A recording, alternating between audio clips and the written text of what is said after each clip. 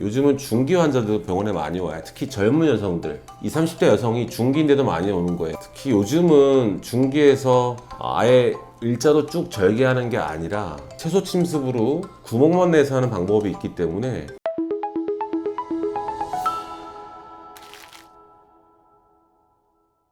안녕하세요. 연세건후병원의 발건강지킴이 박의현 원장입니다. 지난 시간에는 무지해반증 수술에 대한 내용을 이제 말씀을 드렸는데요. 오늘은 이제 무지해반증 쉽게 말씀드리면 초기, 중기, 후기가 있다면 단계별로 어떤 치료가 이루어지고 단계별로 어떻게 관리하고 어떤 치료를 받는 것이 좋은지에 대한 것을 설명드리도록 하겠습니다.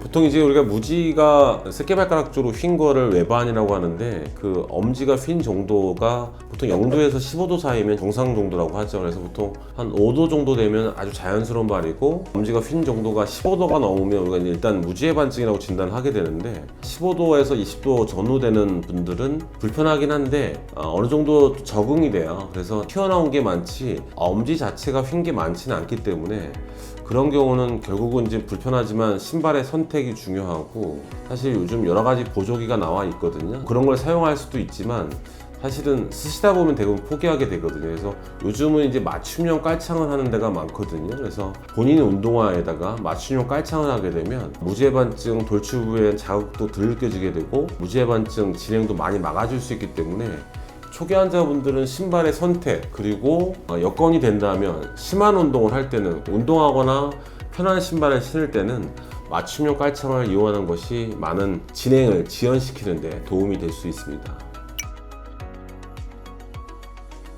그러니까 뭐 육안적으로 봐도 일반인에 비해서 이제 성장기 때 엄지가 유난히 휜 친구들이 많아요. 발의 성장은 14세나 15세면 성장판이 닫히는데 12세, 13세 되는 친구들이 엄지가 많이 휘어서 오는데 보통 양쪽이 다 그런 경우 모르겠는데 한쪽은 정상이고 반대쪽이 휘면 진단을 할 수가 있고 보통 가장 쉬운 방법은 집에서 수성 잉크 같은 걸로 A4 용지에다가 본인 엄지를 딱 서서 찍어보는 거예요. 찍어보면 엄지 휜 게 대략 나타나거든요.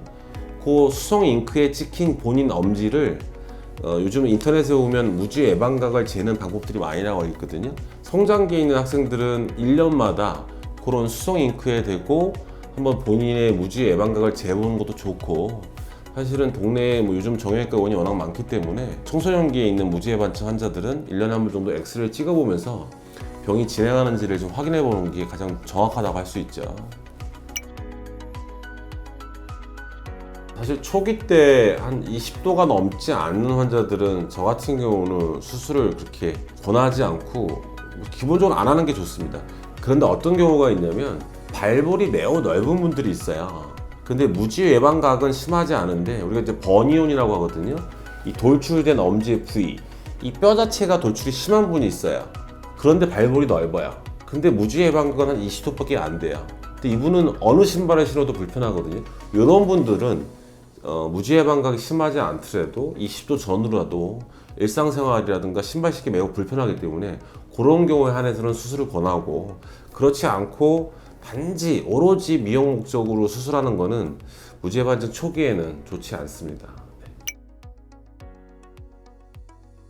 중기도 마찬가지죠. 요즘은 이제 무지해반증에 대한 중요성이라든가 많은 정보들이 알려져 있기 때문에 사실은 예전 같으면 대부분 후기 환자만 병원에 내원을 했는데 요즘은 중기 환자들 병원에 많이 와요. 특히 젊은 여성들, 20, 30대 여성이 중기인데도 많이 오는 거예요. 아무래도 힐을 많이 신다 보니까 중기 여성에서 많이 오는데 그러니까 제가 봤을 때는 의학적으로 많이 불편함을 호소할 수 있는 발들은 보통 중기에서도 수술을 고려할 수 있는데 특히 요즘은 중기에서 아예 일자로 쭉 절개하는 게 아니라 채소 침습으로 구멍만 내서 하는 방법이 있기 때문에 저희가 진찰을 하면서 일상적인 활동에서 무지해반증이 인해서 통증이 유발되고 신발 선택이 매우 어렵고 그리고 엄지 돌출된 통증으로 인해서 보행이 틀어지는 자꾸 외측 보행을 하는 분들은 중기에서도 수술을 이제 많이 권유를 해드리고 중기에서는 다른 특별한 원인이 없다면 환자분의 설명을 드려요. 절개하는 방법과 최소 침습, 구멍 내는 방법이 있는데 장단점을 설명드리고 환자분에게 맞는 방법을 선택해서 수술을 하고 있습니다. 그래서 무죄반증 중기라고 수술을 한다 안 한다가 아니라 그건 환자분마다 다르거든요. 그래서 일단 너무 미용적인 것보다는 각도와 함께 진짜 통증과 그 환자분이 갖고 있는 그 불편함, 그리고 여러 가지 다른 문제들, 뭐 발바닥에 굳은 살이라든가 중기임에도 불구하고 두 번째 발가락이 겹치는 경우, 발바닥에 신경종이 심한 경우, 이런 경우는 수술을 적극적으로 권유하고 있습니다.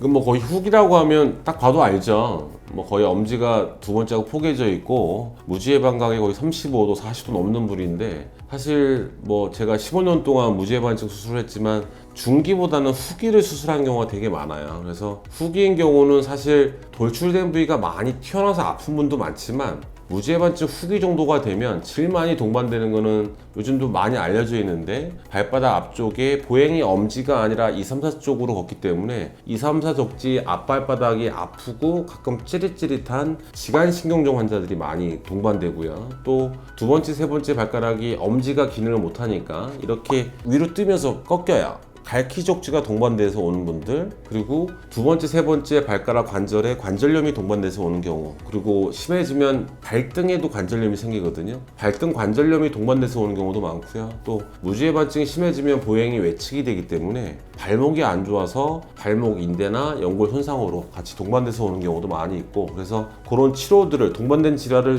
수술까지 필요한 경우에는 무지해반증과 함께 수술을 동시에 시행하는 경우도 많이 있습니다. 그러니까 무지해반증이라는 수술 자체는 기본적으로 응급수술도 아니고 무지해반증이 있다고 무조건 수술할 필요도 없어요. 근데 무지해반증과 동반된 증상들이 있거든요. 그래서 무지해반증이 갖는 의미는 모양도 물론 중요해요. 발은 이뻐야지 안 아프거든요. 근데 무지해반증으로 해서 본인이 발을 보면 알거든요. 엄지 밑에는 야들야들한데 2, 3, 4 밑에는 딱딱하고 굳은 살이 생겨요. 그러니까 보행이 외측으로 걷는 거거든요. 또 그런 분들 또 잘 뼈야. 발목이 안 좋아지죠. 그래서 무지해반증이 어느 정도 진행을 하고 보행 자체가 틀어지는 거 자체가 발목이나 무릎에 많은 부하를 일으키기 때문에 중기, 후기를 떠나서 무지해반증은 발 모양만의 문제가 아니다. 우리 이 몸의 균형의 출발점이고 밸런스의 출발점이기 때문에 엄지 보행을 하는 것이 되게 중요하고, 그 엄지 보행의 출발점은 가장 자연스러운 모양의 무지해방각이 한 5도 전후되는 일자발, 엄지로 걸을 수 있는 발, 요거를 위해서 무지해반증의 치료가 되게 중요한 의미가 있을 수 있습니다.